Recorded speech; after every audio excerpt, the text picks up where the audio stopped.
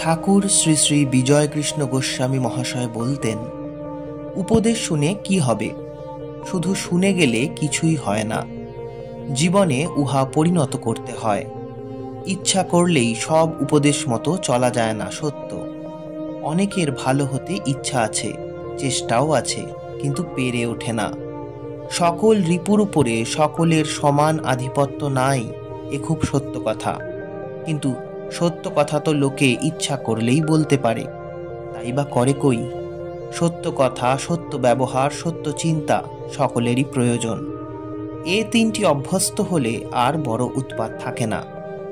ধর্মার্থীগণের প্রথমে এই তিনটি অভ্যাস করে নিতে হয়, পরে সবই সহজ হয়ে আসে।